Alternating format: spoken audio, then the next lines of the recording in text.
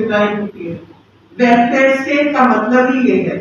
तो जो शासन कल्याणकारी योजनाओं के तहत कल्याण का, जन लोक का और लोकतंत्र को स्थापित करने का काम नहीं करे, क्या उसको अधिकार है शासक बने रहने का?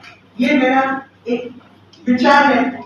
और मेरा ये मानना है कि कोऑपरेटिव फेडरलिज्म के तहत आपका तो बजट बढ़ता चला गया, ऐसा कैसे कि पिछले 7 साल के अंदर म्युनिसिपल कॉर्पोरेशन का बजट कम होता गया?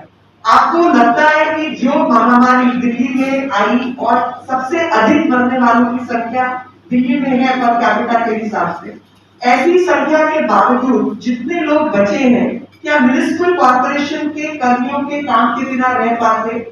म्युनिसिपल कॉर्पोरेशन ने ऐसे अभाव में सबसे प्रभावी ढंग से काम किया है। अभाव में प्रभाव का काम म्युनिसिपल कॉर्पोरेशन ने किया।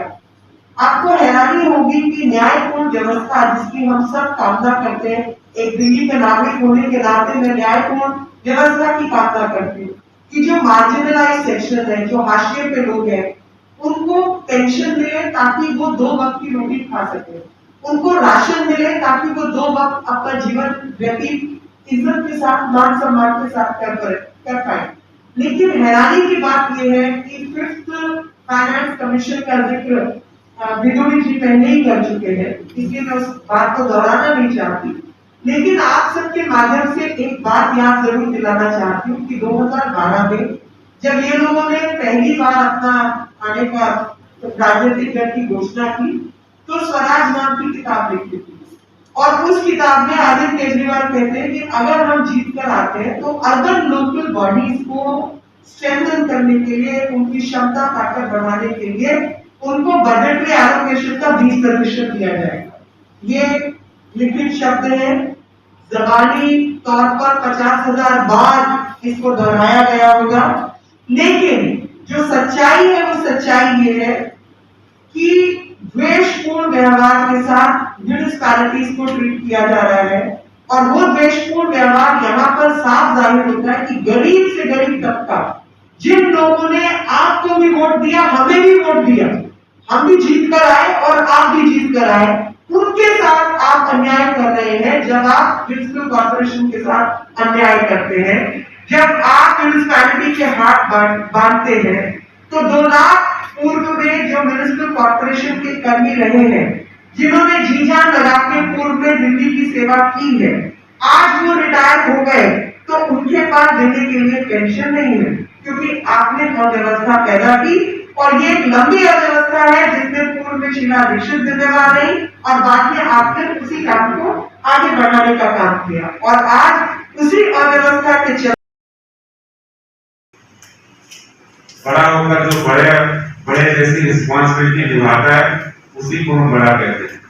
कुछ लोग ऐसे होते हैं जिन्हें पद तो बड़ा मिल जाता है लेकिन वो अपनी रिस्पॉन्सिबिलिटी बड़ी नहीं करते, वो हमेशा छोटे को दबाते रहते हैं और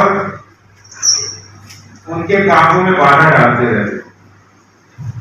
एक कहते हैं कि जब तलवार और सुई, जहां सुई काम आती वहां तलवार भी नहीं काम आता।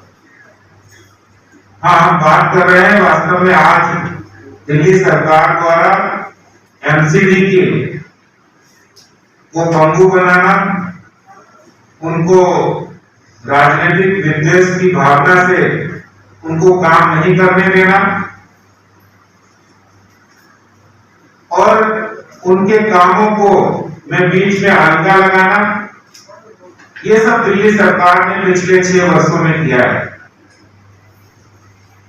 जबकि दिल्ली नगर निगम की अगर हम बात करें तो जब सुबह होती है, जब लोग घर से बाहर भी नहीं निकलते, सोकर भी नहीं उठते हैं, तो दिल्ली नगर निगम सड़कों पर सफाई कर्मी हमारे तैनात होते हैं, निगम के सफाई कर्मी तैनात होते हैं। प्राइमरी एजुकेशन से लेकर प्राइमरी हेल्थ हो, डेंगू, चिकनगुनिया, मलेरिया को दिल्ली से भगाने का काम हो, वो भी दिल्ली नगर निगम के कर्मी करते हैं। छोटे प्राइमरी एजुकेशन की बात करें जिसमें उत्तरी दिल्ली नगर निगम के 57, दक्षिणी दिल्ली नगर निगम के 38 और पूर्वी दिल्ली नगर निगम के 16 और इसमें 60 पैरामेडिकल स्टाफ था, डॉक्टर्स थे, शिक्षक, सफाई कर्मी और विभाग के निगम कर्मचारी थे। लेकिन ये बहुत दुखद है कि केजरीवाल सरकार इन्हें कोविड वॉरियर मानने से इनकार किया है और उन्हें जो आपने 1 करोड़ रुपए कोरोना वॉरियर्स को सम्मान राशि देने की बात कही थी, ये निगम कर्मियों को आप क्यों नहीं दे रहे? मेरा दूसरा सवाल है कि नगर निगमों के कोरोना योद्धाओं की मृत्यु पर आप भेदभाव क्यों कर रहे हैं? क्यों भेदभाव कर रही केजरीवाल सरकार? आपको जवाब देना पड़ेगा।